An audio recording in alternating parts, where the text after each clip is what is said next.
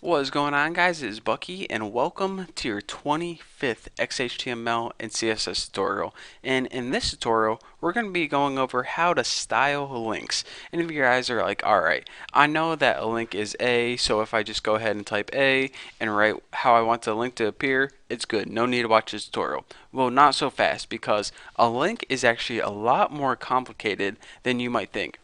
A link is actually composed of something called states, and a state is basically when and how you press the link. So I'm just going to go through the different states, and then you guys are going to understand what I'm talking about.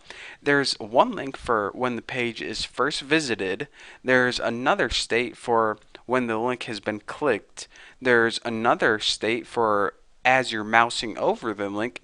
And there's the last state is as your mouse button is down and as you are clicking the link. So one link can have four different styles, and they typically do have four different styles, believe it or not. So let's go ahead and let me show you how to not only change the styling on a link, but change the styling on each different state. So let's go ahead and just add well, first of all, we know that the element for link is A. So let's go ahead and add a link on our screen. So A href, whoa, hello, A href equals, of course, is going to go to the newboston.com and just type the new Boston and check it out. And we'll just actually add some. This is just normal text. So now we have a link, and when we refresh it, we have a link and some normal text. But as you can see,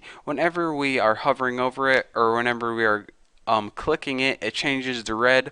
So we can begin to see the different kind of states right now, but maybe we don't want it to be, purple by default, or when we click it to turn red. Those are the things where you're going to adjust.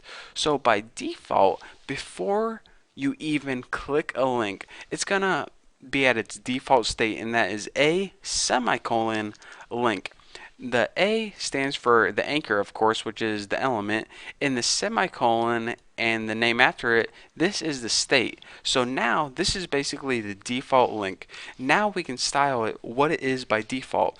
And let's just go ahead and add color red and text decoration. We'll just set this to none. Now the text decoration, you can either have this like underline, or I think there's something called like strike through or line through or something. No one ever uses it. It's basically underline or none. So first, let me point this out before I confuse you guys. When I refresh this, you says by default it doesn't turn red. That's because I already went to this site before plenty of times, thenewboston.com. So actually, what state we're looking at right now is visited. So let's go ahead and edit that right now. A visited is when you already clicked a link, and it's like links visited. You know what it means. Why am I even explaining this to you? So we want the links that we already visited. Let's go ahead and just turn them green. Something real simple.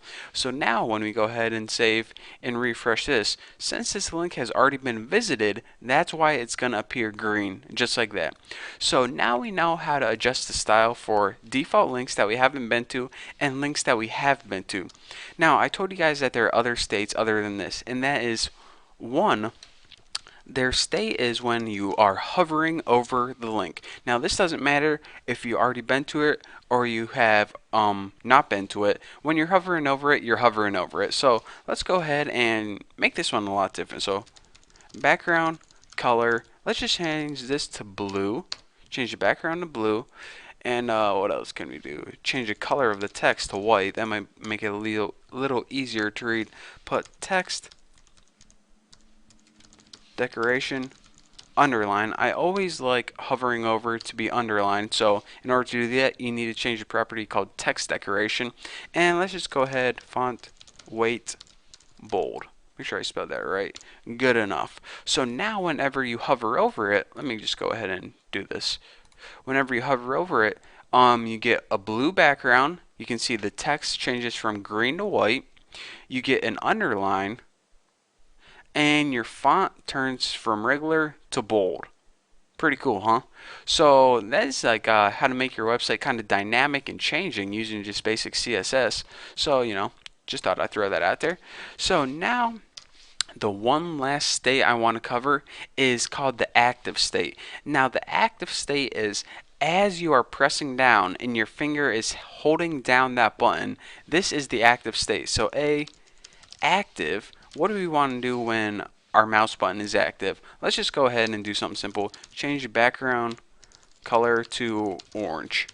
Simple enough. So let's go ahead and save this and let me explain to you guys what my finger is doing. Alright, right now I'm just moving my mouse. Now I'm hovering over it, so that's where the A hover comes into play. And now I'm clicking down. Maybe you can hear me. Here, maybe you can hear my mouse. See, now I'm holding it down. Now it's active. And of course, if I let go, it's going to go ahead and take me to the greatest website ever, thenewboston.com. There we go.